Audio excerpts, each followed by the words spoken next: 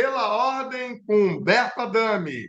Hoje nós trataremos aqui do racismo religioso, da reparação da escravidão, com a nossa convidada Márcia Cristina Braz, minha colega de Conselho Seccional da UAB do Rio de Janeiro. Mas antes disso, temos que falar dessa realização da TV Zumbi dos Palmares e também a parceria do canal universitário. Sem esquecer de você, seria que achar que o like, se inscrever no canal e dar o seu like ou gostei. Aí também, lógico, o sempre permanente tema do vestibular da Universidade Zumbi dos Palmares.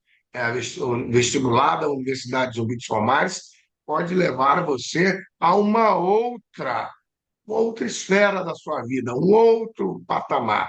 Mas, Márcia Cristina Braz, seja muito bem-vinda. Você que é minha colega, uns 5 mandatos do Conselho Seccional da OAB do Rio de Janeiro, secretária-geral da Comissão da Verdade da Escravidão Negra, daqui da seccional da OAB do Rio de Janeiro, que eu presido, né? E também, agora, no momento, presidente da Caixa, pelo menos por um tempinho aí, já que você vai para outras atividades. Obrigada, Humberto, meu presidente da Comissão da Verdade, que eu sou muito feliz em ser a secretária-geral.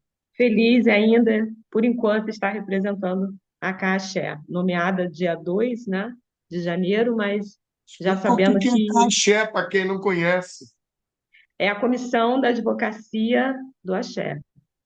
Tá bom. E a Caixa Assim, tem por objetivo estar cuidando desses casos de racismo religioso, de estar dando suporte aos terreiros, para a legalização dos terreiros, é, e garantir, né, a liberdade religiosa e evitar o preconceito, como tivemos agora uma nota da OAB, né, da diretoria, falando sobre esse caso do racismo religioso, dessa intolerância religiosa que aconteceu no Rio de Janeiro.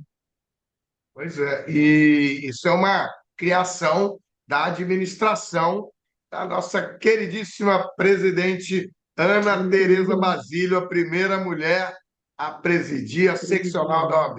E o racismo religioso? Tivemos recentemente esse caso aqui no Rio de Janeiro, mas não é o único. Todos os dias a gente tem terreiros invadidos, é uma coisa nacional. Daí é porque a gente quer dar essa abertura e abrangência para esse tema. Vamos falar do racismo religioso e já tocar na reparação da escravidão. O racismo religioso, infelizmente, é algo que vem imperando. Assim, a Umbanda, o Candomblé sempre foram perseguidos, né? Desde a escravidão, sempre tivemos alguma religião que queria nos suprimir. Mas a gente foi resistindo e resistindo ao longo dos anos. Tivemos a nossa Constituição de 88, que amparou a liberdade religiosa, é um direito fundamental garantido pela nossa Constituição, ou seja, a gente não tem uma religião oficial, todas as religiões são amparadas legalmente para usufruir dos seus direitos de culto religioso, do seu sagrado, então nenhuma religião sobrepõe a outra, e isso não deveria acontecer, o respeito deveria imperar entre os cidadãos. Então, se você é de outra religião, a minha religião tem que te respeitar, e a sua religião respeitar a minha, para que a gente possa viver num país pacífico, que não tem fundamentalismo religioso ainda, mas estamos caminhando para isso, porque existem algumas religiões que querem se sobrepor e querem ditar para todo mundo que todo mundo é obrigado a seguir o que eles querem. E, infelizmente, acabamos com esse episódio de quebradeira, que não foi só quebradeira e roubo, mas também deixar uma Bíblia, né? O que significa que a mensagem para aquele terreiro é que ele não deveria existir, sim, uma igreja, algo relacionado à Bíblia.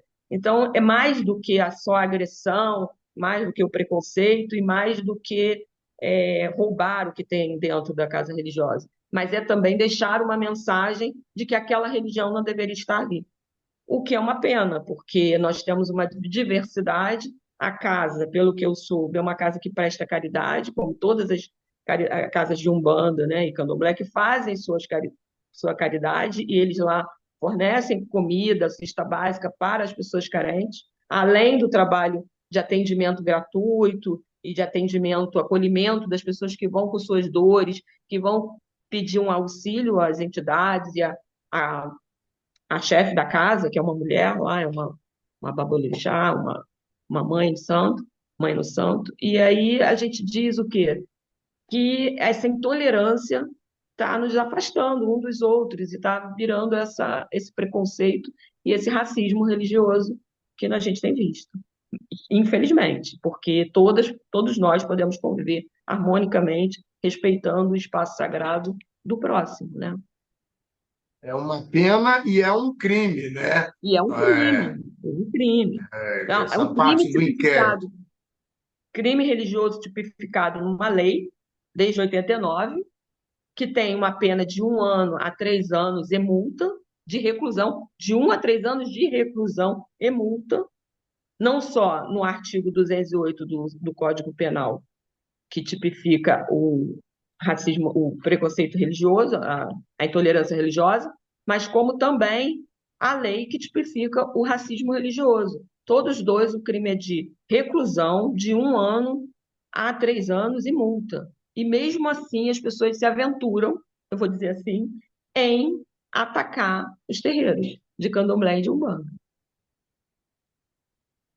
A gente, no finalzinho do ano, dia 19 do ano de 24, 19 de dezembro, a gente teve uma atividade da Comissão Estadual, da nossa Comissão Estadual da Verdade e da Escravidão, produzida por uma de nossas membros, né, que foi a Aretusa de Oiá, né, que é Ialaxé, lá do terreiro da Massa de Uzum, que ofereceu ao Tribunal de Justiça, e o presidente desembargador Ricardo Cardoso aceitou, um machado de Xangô, um oxê de Xangô, de meio metro de altura, essa altura aqui.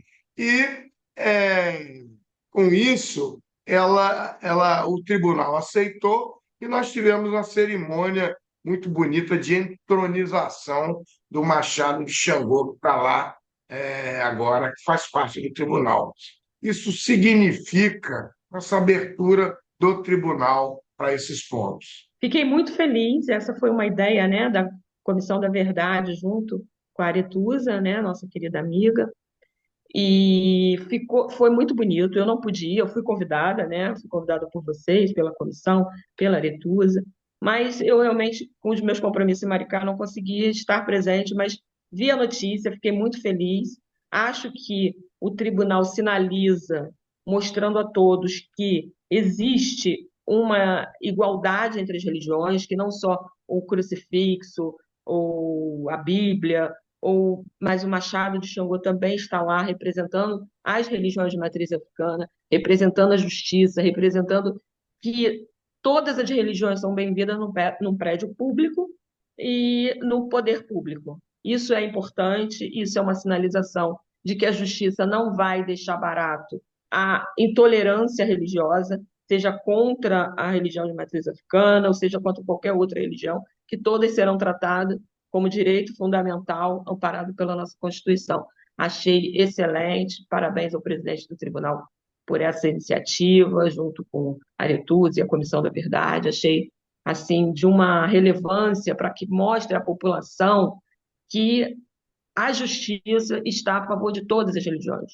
Não existe uma religião só que é beneficiada no país. São todas. Todas têm o direito fundamental ao culto, à sua expressão religiosa, e isso vai ser garantido pela justiça, mostrando que não só a indumentária, e não só o símbolo de outras religiões está presente no prédio da justiça, mas também o nosso Machado, o Machado de Xangô, o nosso pai Xangô, que é o pai da justiça, que é o detentor dessa linda missão de garantir a justiça para todos nós. Isso, inclusive, já está sendo multiplicado, né? A gente já tem contato com outros tribunais para repetir essa, que na verdade não é uma atividade religiosa, é uma atividade simbólica, ela é importante pela que ela é cultural, mas ninguém vai lá fazer uma cerimônia religiosa no Machado. É uma representação. Então,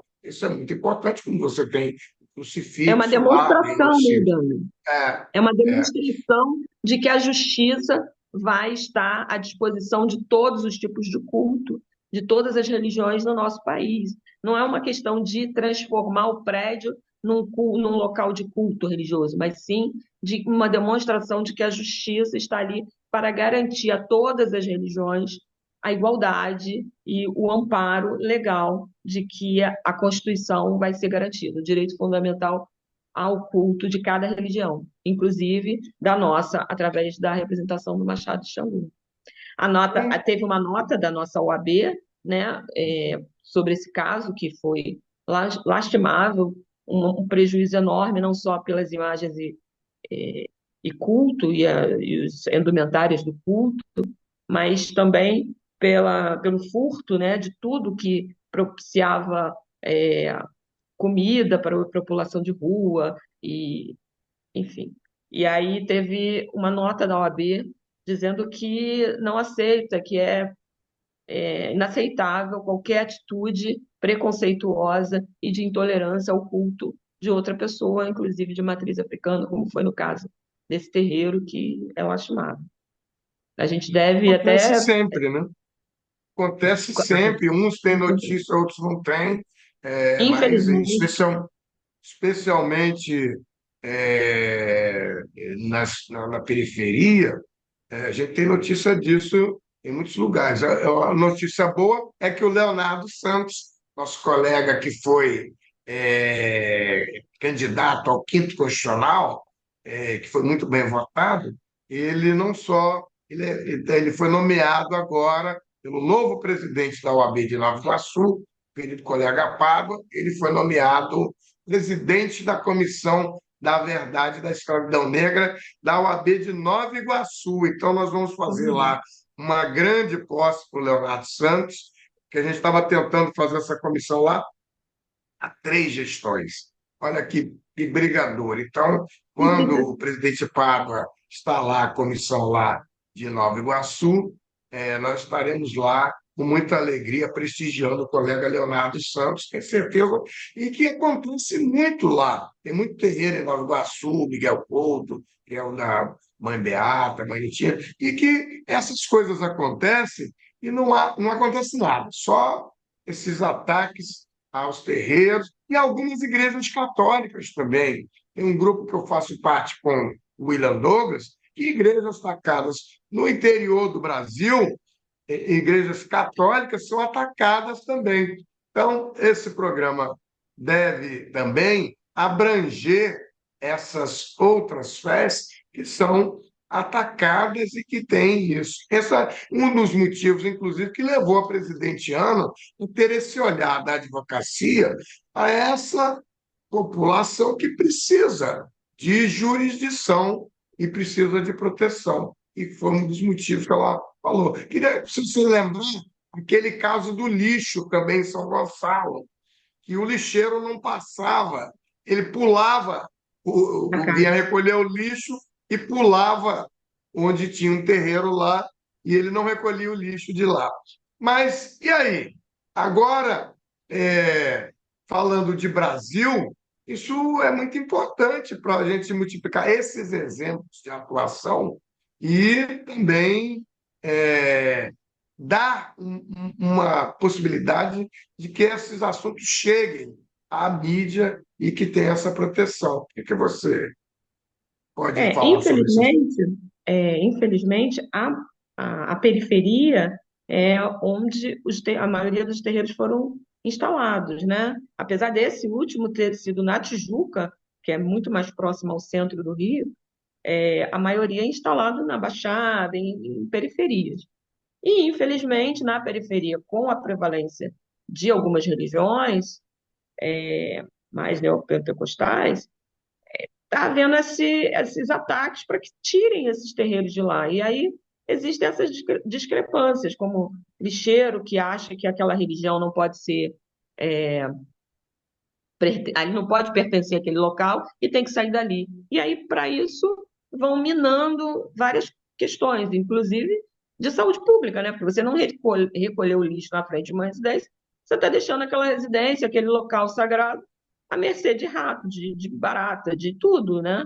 De todos os bichos peçonhentos. E isso é muito triste, porque o poder público tem que garantir, né? Não só a saúde pública, a segurança, moradia, tudo que permeia, e inclusive a intenção da OAB era ajudar essas pessoas a conseguir a legalização desses espaços, né, que são direitos de cada um que está lá, muitas das vezes 20, 30 anos no local, e não tem como ter garantia do seu culto e do registro e da legalização daquele espaço perante as autoridades, né, com isenções de impostos e tudo mais, porque precisa dessa legalização É, formal. essa E aí, legalização é muito importante. sim, Isso é para um que ela possa, trabalho nacional. sim, até para que ela possa fazer um registro de ocorrência, para que ela não possa com esse, mas ela vai ter uma legitimidade muito maior junto aos órgãos públicos quando ela está totalmente legalizada ali. E tendo os benefícios também de isenções de impostos. Mas não quer dizer que os terreiros não possam, como esse, deve fazer o seu registro de ocorrência, deve pedir investigação. Existem terreiros já que têm colocado câmeras de segurança para poder visualizar quem está fazendo o quê. Na casa de meu pai de santo fez a colocação de câmeras para que ele possa Proteção. ter a certeza, né, salvaguardar, ver quem está entrando, poder identificar, levar para a polícia. Essas coisas são muito importantes.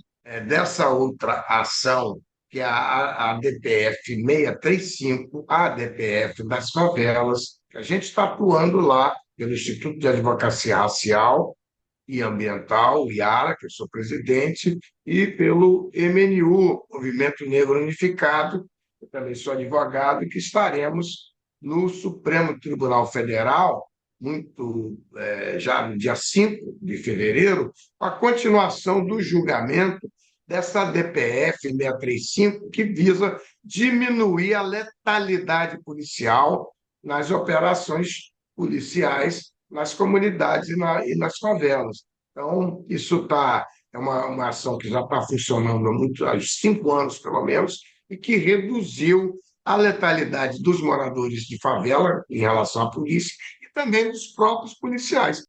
Eu acho muito importante essa DPF, porque você garantir isonomia de tratamento para as pessoas que moram fora de grandes condomínios. Porque a polícia não entra em grandes condomínios como ela entra nas comunidades. Ela não faz, mesmo a gente tendo visto aí casas uma casa com vários fuzis, com armamento pesado, e ela não entrou da mesma forma que entra nas comunidades. E a gente vê que por uma questão de hábito e a forma de formação dos policiais. Isso é um racismo velado que a gente vê, a gente sabe que isso existe, e que vem da época da ditadura até hoje, e a gente, infelizmente, está convivendo com isso até hoje com um racismo mais velado, dizendo não, é o procedimento padrão da polícia, a polícia recebe tiro, tem que trocar tiro, mas existem outras formas de você. A inteligência policial está aí para isso, né? E a gente tem drones, câmeras, para que as coisas sejam feitas de forma pontual e correta, sem estar atacando moradores que não têm outro lugar para ir, moram em comunidades porque ali é o espaço que o seu salário permite, que a sua condição financeira permite de estar. Mas trabalham e tem que passar por esse tiroteio, por essa incursão policial, que culmina muitas das vezes em morte de civis, morte de pessoas, de trabalhadores que não tinham nada a ver com aquele confronto. E eu acho isso muito importante, que a gente consiga um padrão diferente, porque a polícia precisa ter um olhar diferente para as pessoas pretas, negras e para as pessoas umbandistas de matriz africana e candomblecistas, para que elas não imprimam um racismo que às vezes nem o próprio policial sabe, entende que ele está sendo racista. Algumas vezes entende e faz proposital, outras nem entende, mas reproduz aquele treinamento, aquela coisa que vem de séculos e séculos, e a gente precisa mudar isso, porque nós temos uma população por maioria negra, né? Nós temos aí o IBGE que diz isso, e nós precisamos fazer com que os políticos entendam que precisa mudar a atuação com a população negra e a população mais pobre. Eu acho muito importante essa DPF e espero que seja bem sucedida. Apesar desse tempo todo, mas a gente sabe que a justiça realmente precisa de um tempo e eu espero que agora a gente seja bem sucedido nessa DPF. Inclusive, eu tive a oportunidade de fazer a sustentação pelo Movimento Negro Unificado, MNU, lá na tribuna do Supremo Tribunal Federal, e não tive a alegria de ter o meu filho caçula, o advogado Humberto Adame, que estreou lá pelo Iara. Foi um momento. Eu nunca vi isso, pai e filho na tribuna do Supremo, fiquei muito alegre, com 44 anos de advocacia, 66 de idade, que nem parece, mas foi uma alegria incontida. Então, estamos na torcida para que o ministro Fachin puxe, lidere os votos todos, que a ação seja julgada procedente. Inclusive porque a vida dos policiais também é protegida a isso, porque eu falei outro dia lá, você lembra como era a fila dos enterros de policiais lá no cemitério de Sulacap? Todo dia tinha enterro de policial. E esse trabalho tem que ser feito com o mínimo de morte possível. É isso. Sim. Ontem eu estava discutindo com um colega e ele falou assim: não, mas ficou ideologizado, porque o Supremo Tribunal Federal foi lá liminar, não pode. Qual é a ideologia de uma bala que pega uma pessoa moradora da favela que não tem nada a ver com isso? Ele quer saber da proteção constitucional e do estado das coisas, que Não, e como você falou, é importante também para segurar o policial, que também, na sua maioria, de farda, e são negros ou pardos. Então, assim, a gente precisa segurar a vida desses policiais também, que quando fazem essas incursões, estão submetidos a qualquer coisa, inclusive a morte. Então, assim, eu acho importantíssima essa DPF para garantir todas as partes, não só o morador, o cidadão que está ali na comunidade e que nada tem a ver com essa guerra, é, e está ali porque precisa morar ali, precisa sair para trabalhar, precisa sair para estudar. E o policial, a vida do policial, que também é muito importante, o policial que está ali naquela comunidade.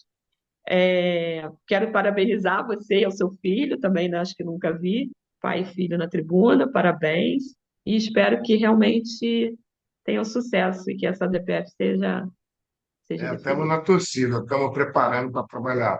Mas, Márcia, e agora?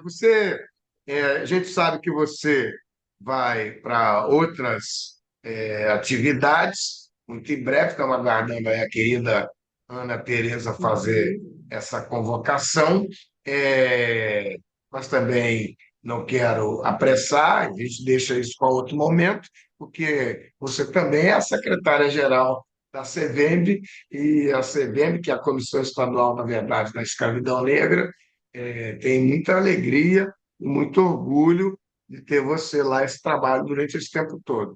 E você é uma colega querida, leal, e muitos, todos fazemos parte da nova gestão da OAB, com Ana Tereza Basílio. Mas isso também vai para o nacional, tema nacional. Eu tenho certeza que a paridade das mulheres no Conselho Seccional está trazendo muita novidade. E os minutinhos restantes que a gente tem aqui para esse programa, que está voltando agora, pela ordem do Humberto Adame, eu queria deixar você muito à vontade, você falar o que você achar que é bom para você e que você se sinta muito à vontade. Obrigada, Alberto. Continuo trabalhando na Comissão da Verdade como conselheira, né? A gente vai tomar posse agora festiva, né? Mas a gente já vai começar trabalhando agora em fevereiro, já tem conselho marcado, e vamos continuar trabalhando pela advocacia maricaense, fluminense, né, do Estado do Rio de Janeiro. Também estou sempre à disposição, mesmo não estando mais estando saindo da comissão, né? assim que for nomeado o novo presidente. Mas estou sempre à disposição, porque eu sou umbandista há muitos anos e isso é um fato e um acontecimento caro à minha pessoa. Eu estou sempre disposta a ajudar e a combater a intolerância e o racismo religioso, ou o racismo de todas as formas, e preconceito de todas as formas. Então, eu estou sempre à disposição e na luta e advogando, né? Que a gente sempre tem que, além de todo o trabalho político, a gente ainda continua fazendo o nosso trabalho ganha-pão de todos os dias. E estamos juntos, Acabou o estamos lá na tempo. Comissão da Verdade, aqui no Maricá e lá no Rio com você. Acabou o tempo. Muito Isso, obrigado, Márcia Cristina eu Braz. que agradeço. Tchau, Amanda. Axé. Axé.